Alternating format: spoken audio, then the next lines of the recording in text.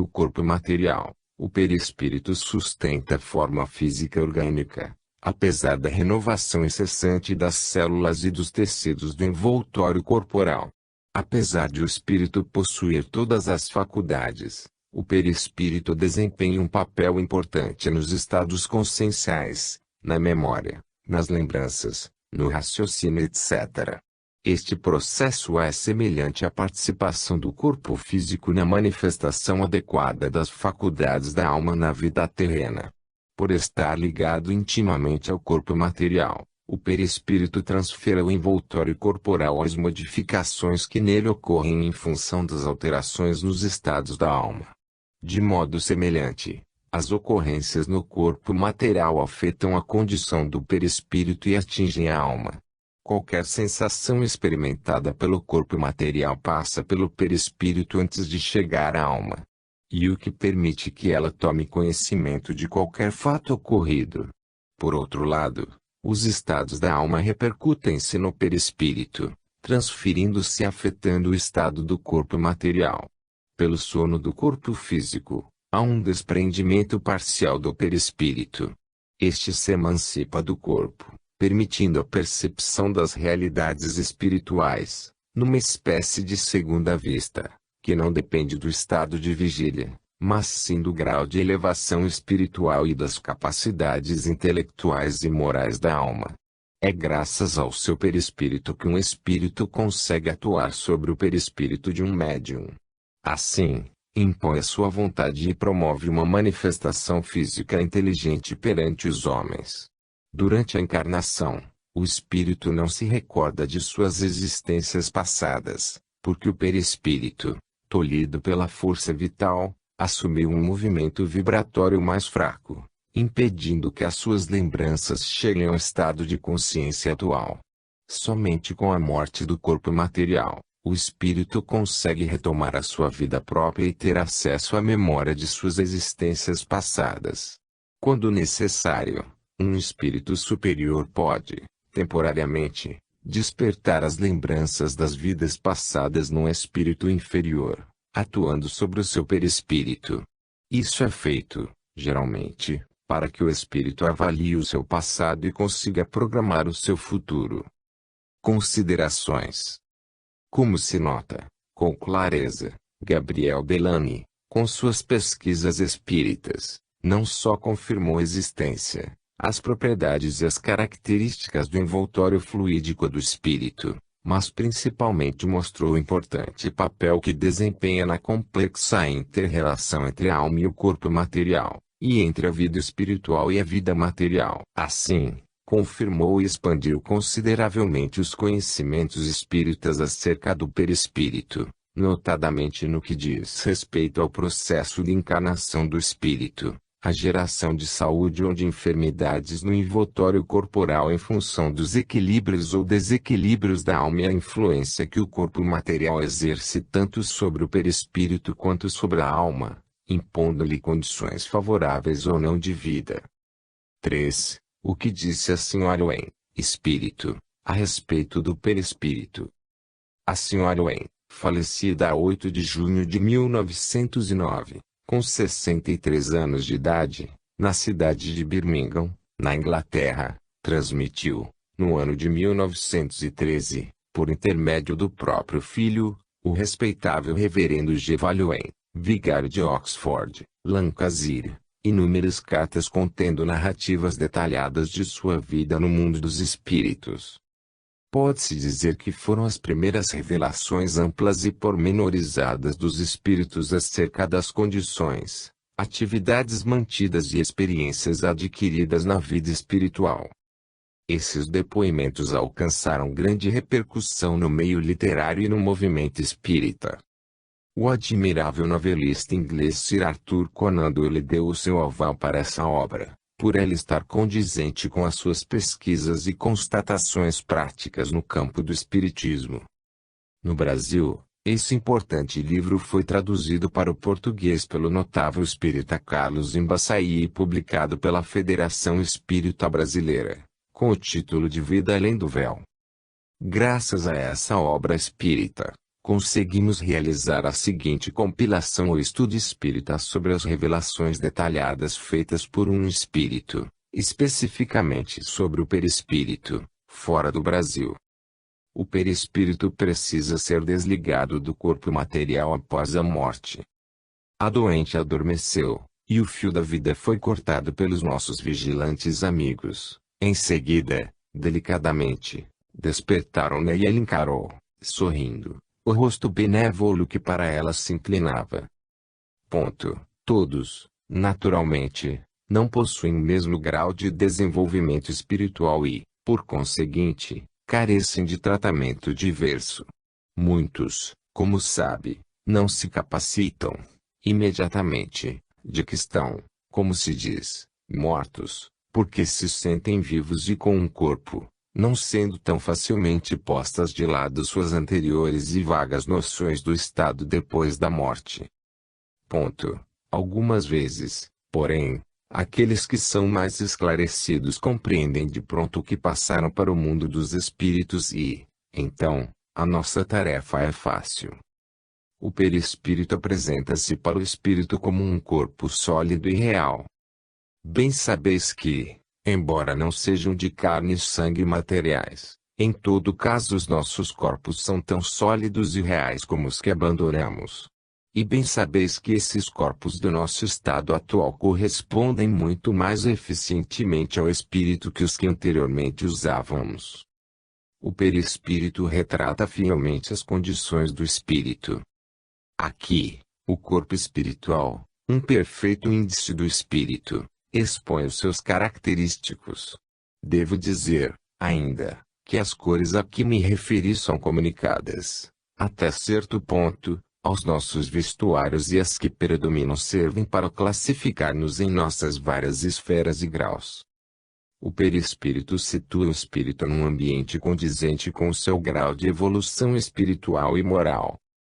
Os que para aqui vêm, depois de terem vivido na Terra uma vida sem progresso, encontram-se em esferas tão grosseiras, que não as distinguem da própria Terra. Este é um dos motivos por que não se convencem de que mudaram de estado. À proporção que progridem através das esferas inferiores para as superiores, essa materialidade pouco a pouco cede lugar a condições mais delicadas e, quanto mais alto se chega, mais elevado se torna o ambiente. O perispírito conserva a aparência masculina ou feminina e mesmo a forma de criança. O diretor do colégio era um homem que na sua vida terrena fora um político de não pequena habilidade, embora sem grande fama. Somente depois que aqui chegou é que pôde dar expansão aos seus dotes e então compreendeu que não é só na Terra que se pode pôr em prática a experiência adquirida, mas ainda no reino de Deus. Quando a mulher nos foi entregue, deixemo-la, primeiro, descansar, proporcionando-lhe os meios que sobre ela tivessem influência calmante e restauradora, e depois, quando se tornou mais animada, levamo-la para uma casa onde está sendo tratada devidamente. Havia belas figuras de crianças brincando, e de homens e mulheres de pé, ou passeando, e conversando, todos formosos e felizes. Levamo-la daquele recanto, depois que ela ficou um tanto mais forte, para um colégio de crianças, onde se achava o seu filhinho. Enquanto esperávamos pela mãe que conversava com o filho, passamos pelo recinto do colégio e examinamos os diversos aparelhamentos para o ensino das crianças. Interroguei a uma delas a respeito destas crianças, que pareciam alegres e belas, e à vontade neste lugar grandioso. Ela explicou-me que eram os nascidos mortos, os que nunca respiraram a atmosfera terrena. Por este motivo possuíam caráter diferente dos que tinham nascido com vida, e mesmo dos que só viveram alguns minutos. Necessitavam cuidados de outra natureza e podiam muito mais depressa adquirir o conhecimento destas esferas. Eram, pois, mandadas para asilos como este, e instruídas até terem progredido em mentalidade e estatura, de sorte que pudessem começar o seu novo curso de instrução. Aqueles que nasceram mortos não possuem nenhuma experiência da vida na Terra. Por serem filhos da Terra, não obstante, tem que voltar para adquiri-la. Nunca, porém, antes de o poderem fazer com segurança, e, mesmo assim, sob uma direção adequada, até ficarem aptos a agir por si. O perispírito separa os espíritos de acordo com o seu grau de evolução espiritual e moral. Vossa mulher, que veio para cá há alguns anos, está em esfera mais alta do que aqui para onde ireis quando, finalmente, tiverdes uma verdadeira noção das coisas. Ela, mentalmente, não era igual a vós, na terra, e ainda não é agora, e vós lhe sois inferior em um ponto de vista geral, tendo-se em consideração todos os vossos atos. O perispírito torna-se radiante quando o espírito adota condutas morais elevadas, mesmo quando está encarnado. Seja cuidadoso e pese bem tudo o que fizer e tudo o que disser. Não tenha impaciência e de preferência cultive o hábito de fazer o bem. Procure sempre e em toda a parte irradiar a bondade do seu coração, porquanto, no reino, isto não é de pouca importância, porquanto concorre para fazer brilhantes os vestuários e radiantes os corpos. O perispírito do espírito superior é luminoso, brilhante e radiante. Penso que lhe chamaríeis um grande anjo e, de fato, se ele pudesse baixar à terra e tornar-se visível, o seu brilho inspiraria temor. É muito belo, tanto de aspecto como de rosto.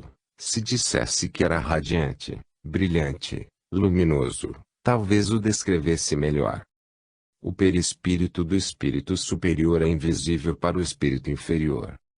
Devo também dizer que estes guias são invisíveis a essa pobre gente apenas em proporção à luz que se desenvolveu em seus corações.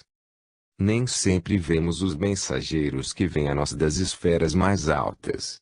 Eles são vistos melhor por uns que por outros, e só se tornam verdadeiramente visíveis, quando preparam seus corpos para essa visibilidade. O perispírito do espírito superior precisa ser materializado para se tornar visível ao espírito inferior. Percebi uma luz que tomava forma de bela figura humana. Não penso tenha sido a de Nosso Senhor, porém a de algum espírito elevado que veio trazer-nos força e mostrar a sua vontade. Sem dúvida, outros puderam ver mais claramente que eu, visto como, quanto mais adiantados formos, tanto melhor vemos e compreendemos. E um daqueles planos do céu onde algumas vezes se dão as manifestações das regiões celestes mais elevadas. O convite vai longe, grandes multidões se reúnem e, então, algumas celebridades das esferas mais altas se manifestam tão nitidamente quanto é possível nessas regiões inferiores. O perispírito, de alguns espíritos, precisa de alguma forma de nutrição. O meu guia me informou que a estas crianças era permitido banharem-se nessas águas, por estarem estas carregadas de eletricidade. Elas davam-lhes força, pois muitas aqui chegavam fraquíssimas e necessitavam desse tônico. Muitos espiritozinhos apenas começam a desenvolver-se e carecem de nutrir os seus corpos para facilidade de evolução. O perispírito, de alguns espíritos apresenta-se doente e precisa de tratamento. Os nossos doentes, porque de fato eles o são, têm aqui tratamento em plena paz e sossego, depois de triste experiência em um dos lugares daquelas trevas, onde a luz é turva e a escuridão parece penetrar nas próprias almas. Eles aqui chegam mais ou menos exaustos e enfraquecidos, não lhes sendo permitido progredir senão depois de se tornarem suficientemente fortes para a continuação da viagem. O perispírito apresenta-se com vestuário.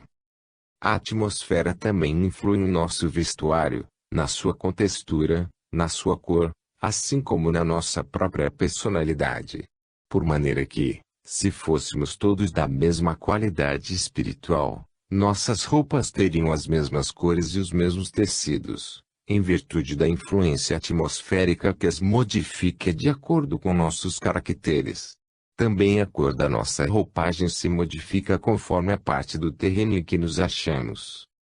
O tecido e a cor do nosso vestuário tomam a sua qualidade do estado espiritual e do caráter de quem usa. Se for moralmente adiantado, o espírito pode locomover-se facilmente, graças à levitação. Encontramos muita gente, vinda de diversas procedências. Alguns vinham a pé e outros se transportavam pelo espaço, aéreamente. Caminhamos pela planície e depois fomos através dos ares. Esta condução requer mais esforço, porém é mais rápida, e, num caso como o nosso, é mais conveniente, por dar o ensejo de abranger, com a vista, a região. Observamos-lhes a chegada pelo caminho celeste e, então, um certo número dos nossos, que os aguardavam na planície, elevaram-se no ar e foram ao encontro dos visitantes. Era muito interessante vê-los encontrar-se nos ares. Se progredirmos bastante, não só nos poderemos conservar de pé, como ajoelhar, deitar ou caminhar através dos ares, exatamente como se pisássemos terreno sólido. Se desejasse deixar o cume de uma elevação em que se achasse, e transportar-se para qualquer ponto do horizonte, ou mesmo para além, falo-ia por meio de sua vontade, e dependeria da intensidade e natureza dessa vontade o transportar-se com mais ou menos rapidez. O perispírito do espírito elevado não impede que este leia o pensamento dos homens. Não precisa traduzir sua pergunta em palavras. Podemos lê-la no seu pensamento e conhecemos-la antes de ser escrita. Ponto. O pensamento se reveste de um aspecto quando é projetado da sua esfera nossa. Os bons pensamentos apresentam-se com uma luminosidade que não existe nos de natureza menos pura. Essa luminosidade parece proceder do estado do pensador e, por intermédio dos variados raios das cores separadas, conseguimos perceber o seu estado espiritual, e não somente se seu estado é de luz ou de trevas, senão também o seu grau de lucidez e os pontos em que se salienta ou é fraco. É por isso que nos achamos habilitados a designar-lhes os guias que melhor poderão ajudá-los a solidificar o que for bom e a varrer de si o que não for bom e for indesejável. Considerações. Como se comprova, o espírito da Sra. Wen, com os depoimentos prestados e as revelações feitas através da mediunidade de seu próprio filho, contribuiu, de forma valiosa, para a confirmação dos ensinamentos que foram obtidos desde Allan Kardec. Com eles, os espíritas podem ampliar ainda mais o entendimento acerca das características e das condições do corpo espiritual no mundo dos espíritos, buscando fortalecerem-se moralmente, pela prática das virtudes, para que criem para si mesmos um destino feliz. 4. O que o espírito Robert Hugh Benson disse a respeito do perispírito. O Monsenhor Robert Hugh Benson, que na vida terrena havia agido de acordo com as leis divinas e vivido uma existência material voltada para a prática do bem, transmitiu, através da mediunidade de Anthony Borgia, um livro contendo narrativas muito detalhadas sobre as condições de vida no mundo espiritual. A sua passagem para a vida espiritual deu-se em 1914, na Inglaterra. Alguns anos depois, como espírito, fez através daquele médium uma narrativa muito ampla e minuciosa sobre as suas experiências e constatações no mundo dos espíritos. Essa narrativa compôs o livro Lifention Olunsen, traduzido e lançado no Brasil pela editora Pensamento sob o título A Vida nos Mundos Invisíveis.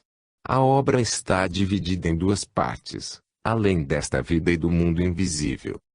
Esse livro tornou-se um dos pioneiros na literatura espírita a tratar da descrição pormenorizada da vida espiritual, feita por um espírito elevado. Especificamente sobre o perispírito, o espírito Robert Hugh Benson fez revelações muito interessantes, que a seguir vão destacadas. Quando dormimos, o perispírito liberta-se parcialmente do corpo material, colocando o espírito em contato com a vida espiritual. Deveis saber que, quando dormimos, o espírito se retira temporariamente do corpo físico, se bem que permaneça ligado a ele por um fio magnético. Esta ligação é o fio da vida entre o espírito e o corpo.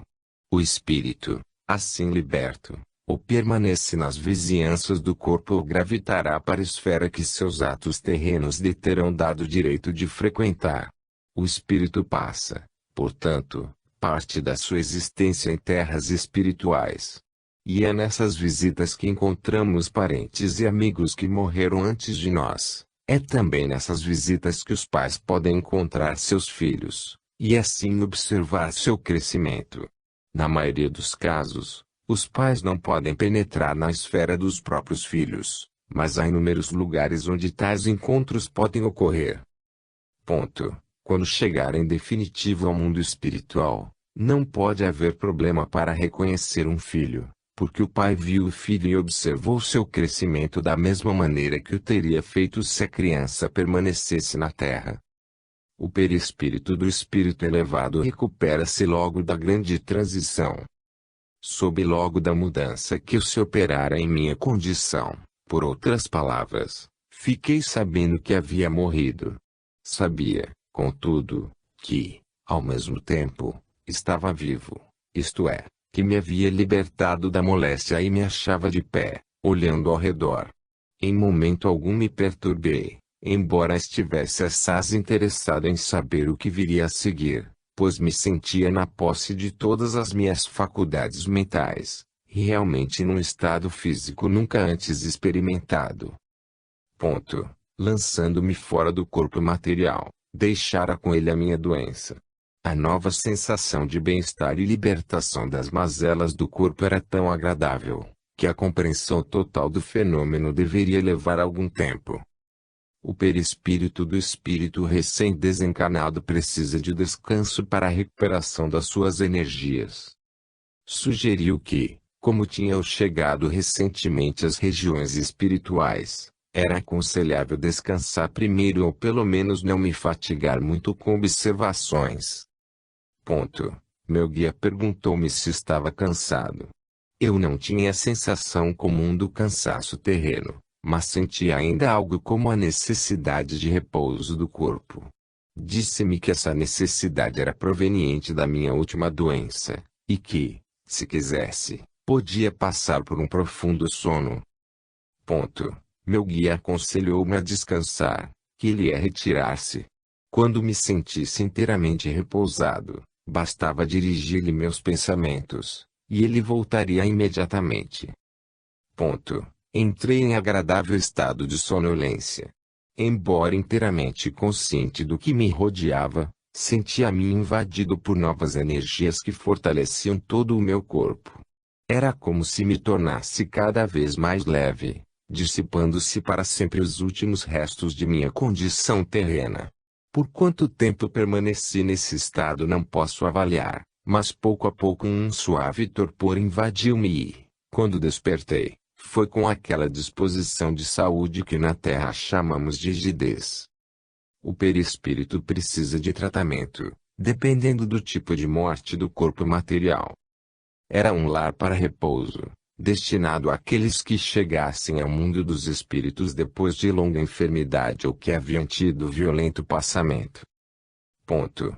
Fiquei sabendo que todos os pacientes deste salão tinham sido vítimas de prolongadas doenças antes do passamento logo após a morte. Eles são postos docemente em profundo sono. Em alguns casos o sono é imediato, ou sem interrupção, a morte física. Longa doença anterior à entrada na vida do espírito tem um efeito debilitante sobre a mente, que por seu turno influencia o corpo espiritual. Ponto. Foi-nos mostrado outro salão similar, onde havia pessoas cujo passamento tinha sido repentino e violento. Esses casos eram geralmente mais difíceis do que os que acabáramos de ver. O passamento súbito acrescenta confusão às suas mentes. Em vez de uma gradual transição, o corpo espiritual em muitos casos é separado à força do corpo físico, e precipitado no mundo dos espíritos. O passamento foi tão repentino que lhes parece não haver solução de continuidade em tuas vidas. Essas pessoas são cuidadas rapidamente por grupos de almas que devotam todo o seu tempo e energia a tal trabalho.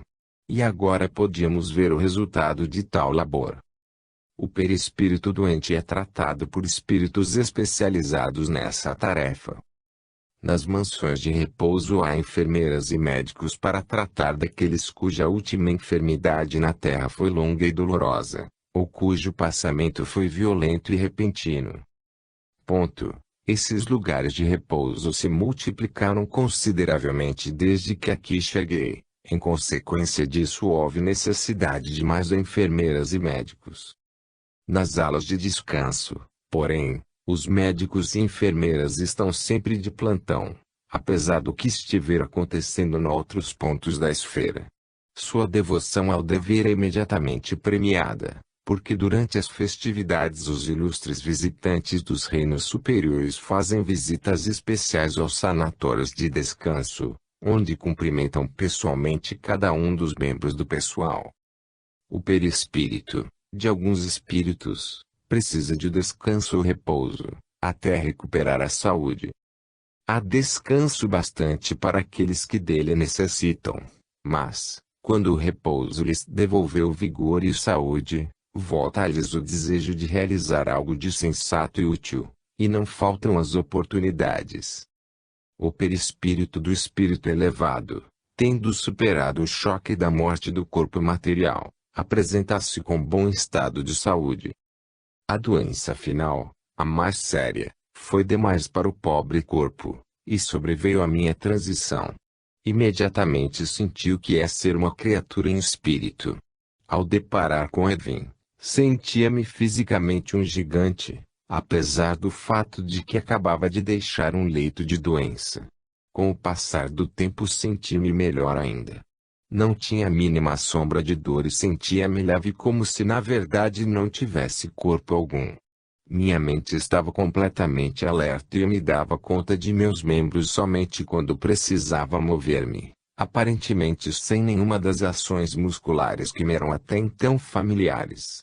É difícil explicar essa sensação de perfeita saúde, porque é uma coisa impossível na Terra, e, portanto, não há nada com que eu possa traçar uma comparação ou formar uma analogia. Nossos corpos não requerem cuidados constantes para se manterem em boa saúde. Aquela é sempre perfeita, porque temos um grau de vibração tão elevado que germens causadores de doenças não podem entrar. Subnutrição, no sentido em que é conhecida na Terra, não existe aqui. Mas subnutrição espiritual, isto é, da alma, certamente existe. O perispírito conserva os mesmos membros que caracterizam o corpo material. Agora passemos ao corpo espiritual em si. Ele é, geralmente falando, a réplica do corpo terreno. Quando chegamos aqui, somos reconhecidamente nós mesmos. Mas deixamos para trás todas as nossas incapacidades físicas. Temos membros, vista e audição, e todos os outros sentidos funcionando perfeitamente. Na verdade, os 5 sentidos, como os chamamos na Terra, tornam-se vários graus mais agudos quando desencarnamos. Temos músculos, nervos, ossos, mas não são da Terra, são puramente do espírito. O perispírito conserva as características masculinas ou femininas. Chegamos até um homem sentado nas proximidades de um pomar. A nossa chegada ergueu-se e recebeu meu amigo da maneira mais cordial. Fui então apresentado como um recém-chegado.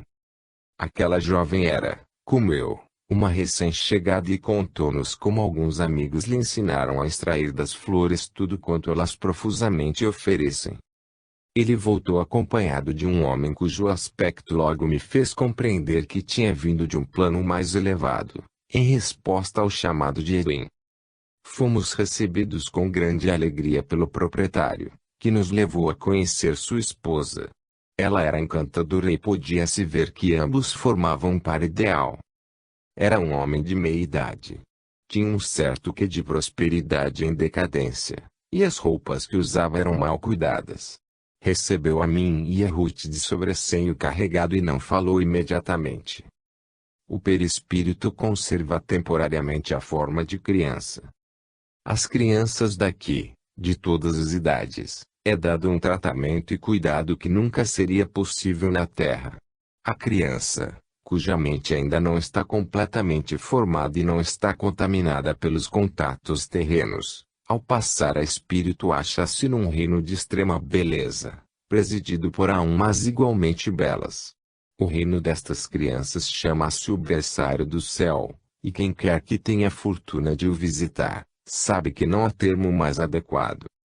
Ao andarmos, víamos grupos de crianças felizes, algumas jogando, outras sentadas na grama enquanto uma professora lia para elas. Outras ouviam atentamente as explicações sobre flores numa aula de botânica.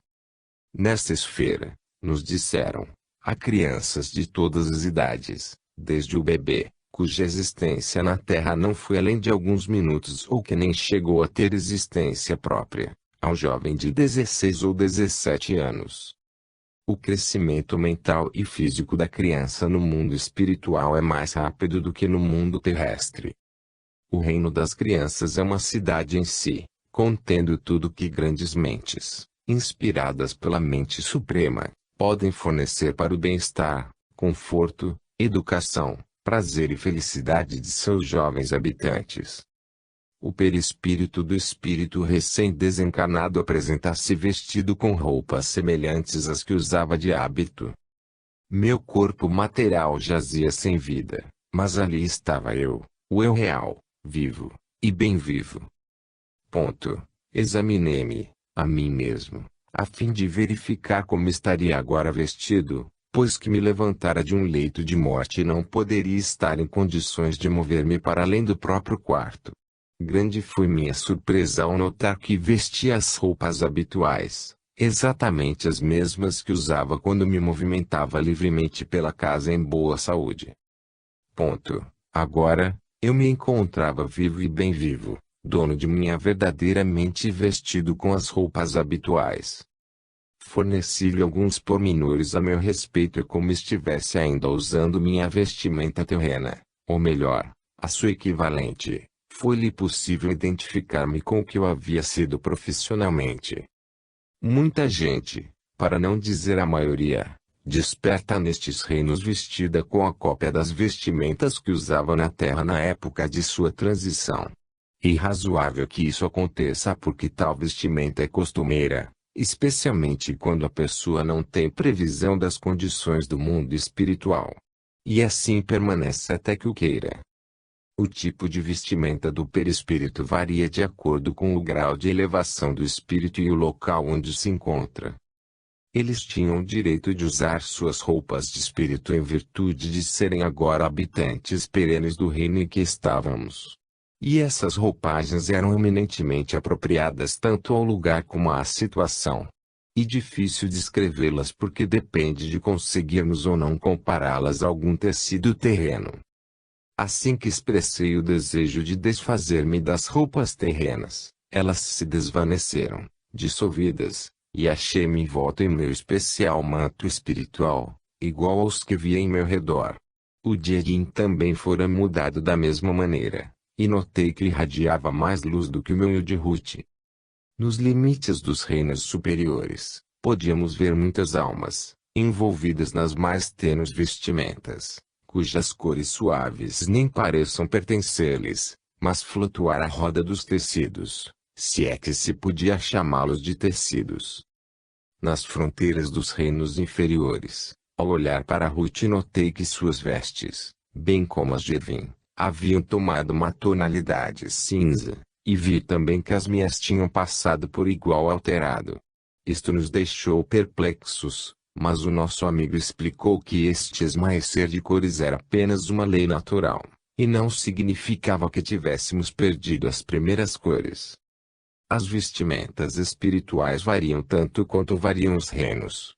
Parece sempre haver alguma sutil diferença entre as roupas de um espírito e de outro, tanto na cor como na forma, de maneira que há uma variedade infinita tanto na cor como na forma. O material que usamos nas roupas não é transparente como alguns julgam. É bem compacto. E a razão pela qual não é transparente é que nossa roupa possui o mesmo grau vibracional que o possuidor. Quanto mais alto progredimos, maior se torna esse grau, e, consequentemente, Os moradores dessas elevadas esferas adquirem uma incrível fragilidade no espírito e nas roupas. Essa transparência é mais visível a nós do que a eles, isto é, externamente visível, pela mesma razão que uma luz pequena parecerá mais luminosa em virtude da escuridão reinante em volta. Alguns espíritos preferem vestir o perispírito com uma roupa semelhante à que usavam na vida terrena. Vimos subindo o jardim, em que nos encontrávamos, uma figura que Edin e eu conhecíamos bem. Havia sido nosso superior eclesiástico ainda na terra, e era conhecido como um príncipe da igreja. Ainda estava paramentado como de costume, e como todos nós concordamos depois, ao comparar opiniões, essas roupagens estavam plenamente de acordo com o lugar e as circunstâncias. O estilo e colorido das roupagens pareciam se harmonizar com tudo à nossa volta. Nada de anacrônico havia nele, e como tinha inteira liberdade de usar suas roupas aqui, assim o fazia, não por causa da anterior posição eclesiástica, mas devido ao longo hábito, e porque ele sentia que assim ajudava a aumentar a colorida beleza de sua nova habitação. O perispírito precisa respirar. Não havia barreiras visíveis, mas sentíamos que, se prosseguíssemos, não poderíamos respirar. A atmosfera estava se tornando rarefeita, e tivemos por fim que retroceder. O espírito pode usar as cordas vocais do perispírito para expressar-se. Tão logo tentei falar, após o silêncio inicial do encontro, verifiquei que me expressava exatamente do mesmo modo como fazia quando materialmente vivo, isto é, usando as cordas vocais. O perispírito pode locomover-se andando ou flutuando. Até então eu tinha usado minhas pernas, como sempre, na nossa forma comum de andar, mas em virtude da moléstia e suas consequências necessitava de um período de descanso antes de esforçar-me demasiado. Por isso, disse o meu amigo que melhor seria não usarmos esse habitual meio de locomoção, isto é, as pernas, e que eu segurasse com firmeza sua mão e não temesse o que quer que fosse. Poderia ou não fechar os olhos, mas de qualquer modo melhor seria para mim se os fechasse. Segurei sua mão e deixei que ele fizesse o resto. Imediatamente experimentei a sensação de flutuar, assim como acontece nos sonhos dos vivos, se bem que eu flutuasse de uma forma real e sem cuidados de segurança pessoal. A velocidade parecia aumentar à medida que o tempo passava. O perispírito do espírito elevado consegue locomover-se com a velocidade do pensamento. O mundo espiritual é um mundo de pensamentos. Pensar é agir, e o pensamento é instantâneo. Se nos imaginarmos num determinado lugar, para lá viajaremos com a velocidade desse pensamento. Eu logo veria ser esse o meio usual de locomoção e breve seria capaz de utilizá-lo. Para usar uma expressão terrena, nós nos desejamos lá, e lá nos achamos. No início talvez seja necessário certo esforço consciente, mas, depois, podemos mover-nos para qualquer parte, quase sem pensar, pode-se dizer. Voltamos aos métodos terrenos, quando desejamos sentar-nos, andar, ou executar ações já familiares e nem percebemos qualquer indício de esforço para realizar o menor dos nossos desejos. O pensamento passa tão rapidamente pela nossa mente, que nem nos damos conta dos muitos movimentos musculares envolvidos nesse processo, eles passam a ser uma segunda natureza. É assim precisamente o que acontece aqui. Pensamos apenas que gostaríamos de estar em tal lugar, e já estamos lá. Posso estar em minha casa e imaginar que gostaria de ir à biblioteca na cidade que diviso a milhas de distância. Nem bem a ideia passou com precisão pela minha mente e eu já me acho, se o desejar, perante as estantes que desejo consultar. Fiz o meu corpo espiritual, e esse é o único que possuo, viajar através do espaço com a rapidez do pensamento, e isso equivale a ser instantâneo. O perispírito do espírito elevado apresenta rejuvenescimento na vida espiritual. À medida que progredimos espiritualmente, desfazemo-nos daquela aparência idosa conhecida na Terra. Perdemos as rugas que o tempo e as preocupações imprimem nos nossos semblantes, assim como outras indicações do avanço da idade, e tornamo-nos mais jovens ao passo que adquirimos mais experiência em sabedoria, conhecimento e espiritualidade. Há uma fase em nossas vidas na Terra que denominamos flor da idade. E nessa direção que nos encaminhamos. Aqueles que são idosos, ao passarem à condição de desencarnados, voltarão a esse período. Outros, que são jovens, adiantam-se até essa fase, e todos preservamos nossas naturais características que nunca nos abandonarão. O perispírito pode ser alimentado. As frutas eram perfeitas na forma, ricas em cor e pendiam em grandes cachos. Ele colheu algumas e ofereceu-nas assegurando que nos fariam bem. Eram frescas ao tato e notavelmente pesadas para o seu tamanho. O sabor, delicioso. A polpa, macia, sem ser difícil nem desagradável de tocar. E delas escorria uma quantidade de suco semelhante ao néctar. Nosso anfitrião informou-me que o tipo especial de ameixa que eu acabara de comer era recomendado aos recém-chegados. Facilitava a restauração do espírito, especialmente se o passamento se dera por moléstia. O perispírito do espírito elevado não precisa de alimentação. A necessidade de prover nosso corpo com alimento foi esquecida quando deixamos de ser um corpo físico. O perispírito pode transmitir ao espírito a sensação de frio, dependendo do local em que se encontre. Assim como sentirmos frio e opressão nas fronteiras das esferas sombrias, nos limites dos reinos superiores sentíamos-nos agora presas de tal êxtase que quase não falávamos. Deixamos a bela casa de Evin, atravessamos rapidamente nosso próprio reino, e de novo nos achamos nas fronteiras dos reinos inferiores. Edin nos avisou que sentiríamos aquela sensação de frio, mas com algum esforço podíamos expeli-la. O perispírito do espírito mau, que habita as regiões inferiores do mundo espiritual, pode apresentar-se com doenças e deformidades. Nestas regiões sombrias, nossas narinas eram assaltadas pelos mais horríveis odores, mas Edin nos pediu para tratá-los da mesma maneira como fizéramos com relação ao frio. Simplesmente fechando-os a mente, assim ignoraríamos a sua existência.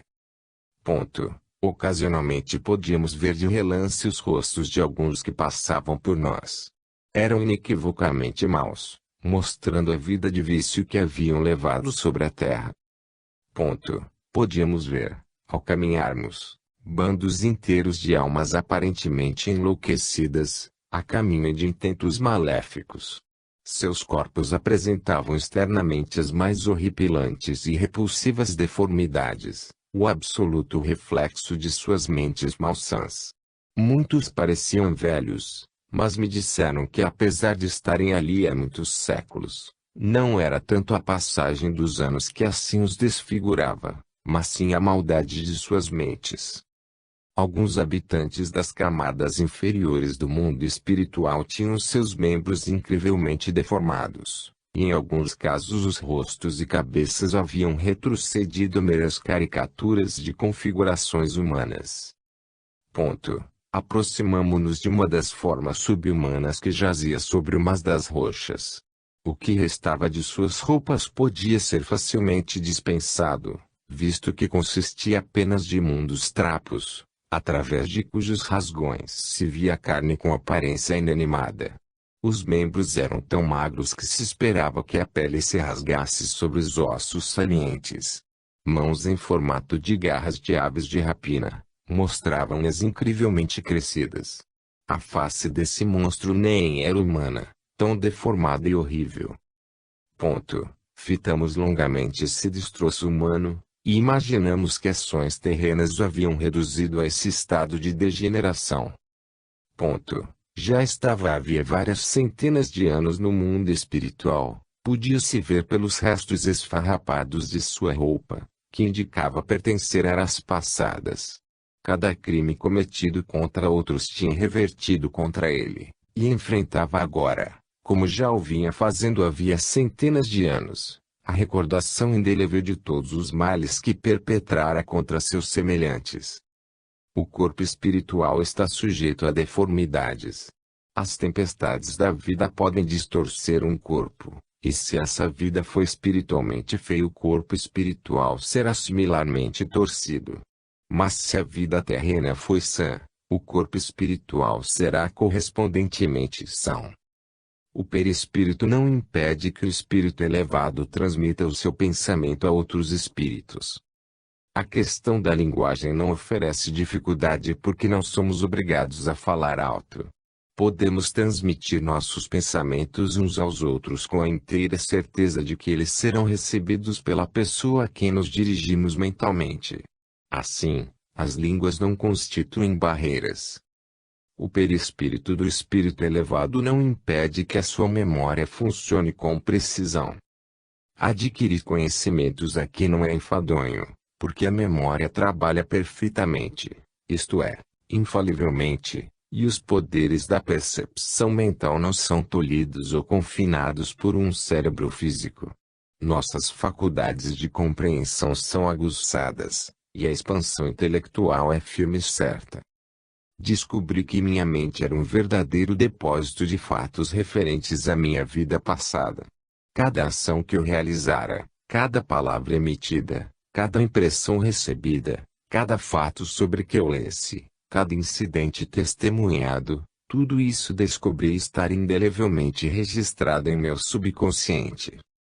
Ponto. Nossas mentes são como biografia completa da vida terrena, onde está anotado cada pormenor referente a nós mesmos, arrumado em ordem e onde não se omite coisa alguma. Ponto. O subconsciente nunca esquece, e assim nosso passado se torna censurado ou não, de acordo com a nossa vida terrena. O perispírito do espírito elevado não impede de conhecer os reinos superiores ou de visitar os reinos inferiores do mundo espiritual. Há outros reinos, muito mais belos do que aquele em que estávamos agora vivendo, felizes, reinos de infinita beleza onde só poderemos penetrar quando alcançarmos esse direito, quer como visitantes, quer como habitantes. Porém, apesar de não poderem entrar, as almas gloriosas, seus habitantes, podem vir a reinos de menor beleza celestial, e visitar-nos. Eles vinham frequentemente, aqui, para dar conselhos, ajudar, conceder recompensa e louvores. Podíamos visitar as esferas inferiores a qualquer hora que desejássemos. Pode-se sempre ir a reinos inferiores ao nosso, mas nunca a um mais elevado. O perispírito do espírito elevado é invisível ao espírito inferior. Éramos, de fato, completamente invisíveis a todos os que não pertencessem ao nosso plano. Ponto. Cada esfera é completamente invisível a todos os habitantes das suas inferiores, e isso pelo menos é o que forma nossos limites. O perispírito do espírito superior precisa ser materializado para ser visto nas esferas inferiores. Em breve haveria uma visita dos planos superiores. O nosso visitante traria consigo não só sua própria radiação, como a radiação das esferas celestiais que ele honrava. Ponto. Aqui temos templos onde podemos receber os grandes mensageiros dos reinos superiores, lugares apropriados para receber os representantes do nosso Pai, e de onde esses mensageiros podem enviar graças e petições à grande nascente de tudo. Todos se puseram de pé. Então, perante nossos olhos, apareceu primeiro uma luz, que poderíamos dizer ofuscante, mas, concentrando o olhar, imediatamente nos acostumamos a ela, sem sentir desconforto. Na verdade, como descobri mais tarde, a luz é que se adaptava a nós, isto é, diminuía de intensidade de acordo com o nosso reino. Nas extremidades era quase dourada, tornando-se mais brilhante à medida que se aproximava do centro. E no meio, vagarosamente, ela tomou a forma do nosso visitante. Ao ganhar corpo podíamos ver que era um homem de aparência jovem, juventude espiritual, mas sabíamos que ele acaba com os 3 atributos: sabedoria, conhecimento e pureza.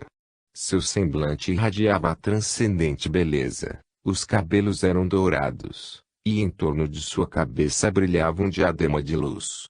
Suas vestimentas eram da mais diáfana qualidade, e consistiam em alva túnica bordada com uma larga barra dourada, enquanto dos ombros caía um manto de azul cerúleo, preso no peito por uma grande pérola rósea. Seus movimentos eram majestosos ao erguer os braços para nos abençoar. Permanecemos de pé e silenciosos, enquanto nossos pensamentos se elevavam para aquele que nos enviava tão maravilhoso ser. Considerações. Como se repara, sem qualquer dificuldade, as revelações do espírito Robert Higginson sobre o perispírito são valiosas e abrangentes e servem para ampliar consideravelmente os horizontes do saber espírita sobre o tema. Foram, ao mesmo tempo, uma reafirmação e uma complementação de tudo quanto os espíritos haviam ensinado sobre as características, as particularidades e as possibilidades do corpo espiritual.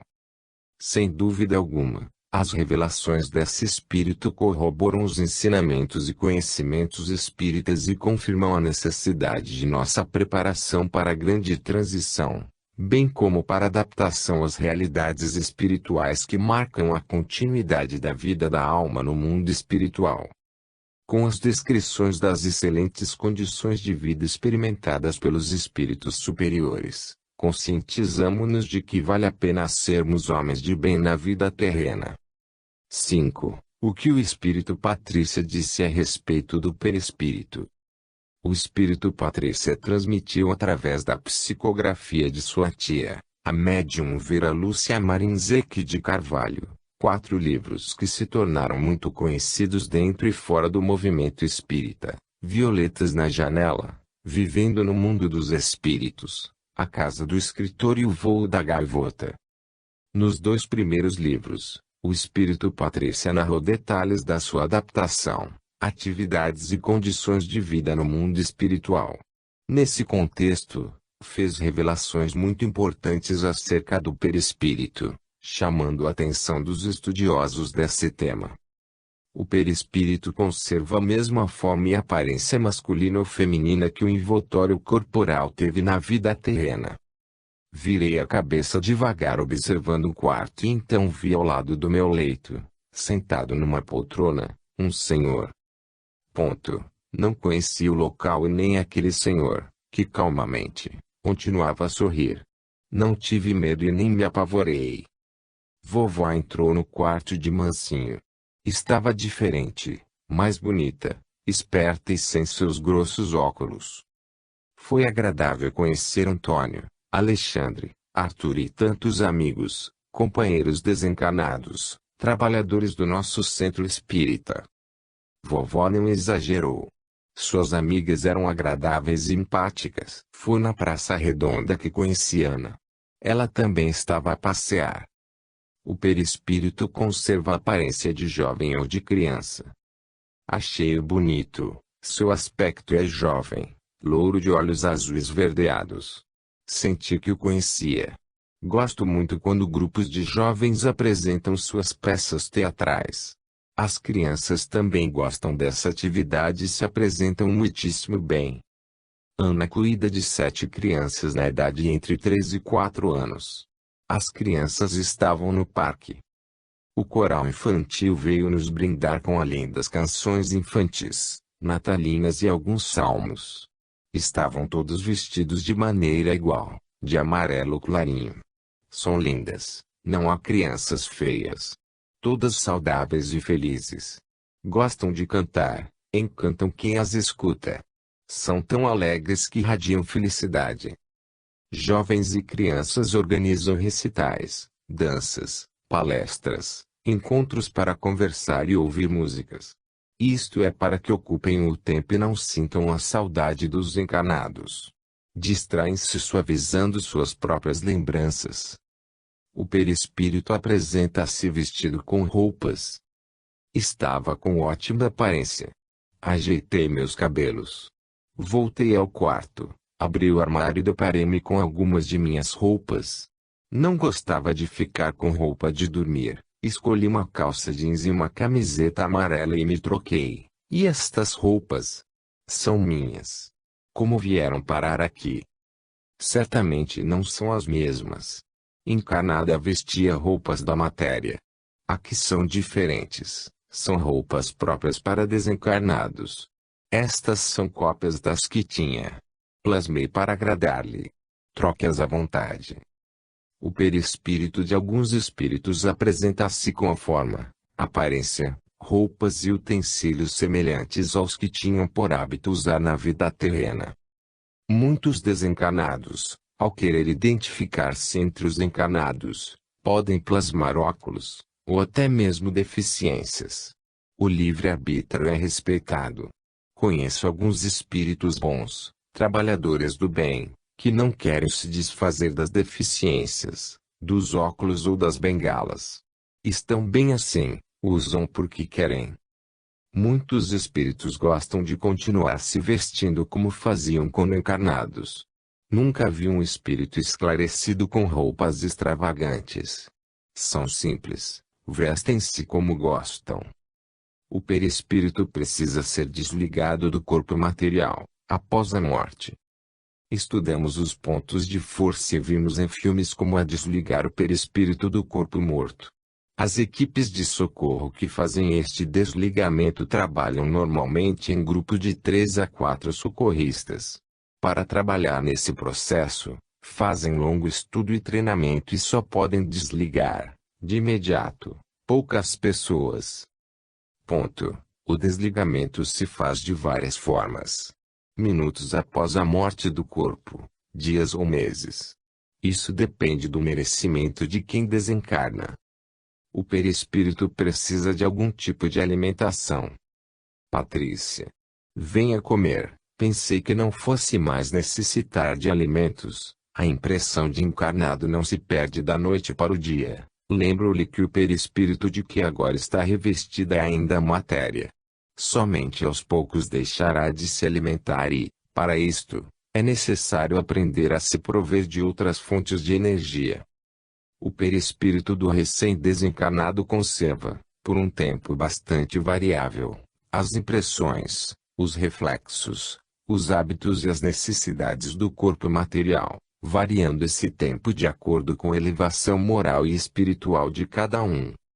Aos poucos, fui dormindo menos. Acordava com fome, tinha sede. Alimentava-me de frutas, pães e caldos ou sopas de legumes. Gostei muito de todos os alimentos, tudo muito saboroso e energético. A água cristalina é a maior fonte de energia. As necessidades do encarnado acompanham-no, como os reflexos da doença. São pouquíssimos os que ao desencarnar entendem e se libertam imediatamente desses reflexos, das necessidades. A maioria só aos poucos vai deixando. Defeitos, doenças, são do corpo carnal. Embora a impressão desses possa ser forte no corpo perispiritual. Aqui, basta compreender, aprender, para sentir-se sádio. Quando digo aqui, refiro-me às colônias e postos de socorro. Alguns dias após desencarnar, comecei a sentir falta da cocaína. Todo meu perispírito ansiava pela droga. Foi horrível. Os que sofrem doenças dolorosas no corpo, com resignação, são socorridos e logo estão bem. Os que desencarnam revoltados diante da mesma dor nem sempre podem ser socorridos e sentem os reflexos da doença e as dores. O perispírito do espírito elevado é invisível para aqueles que não são da mesma condição moral.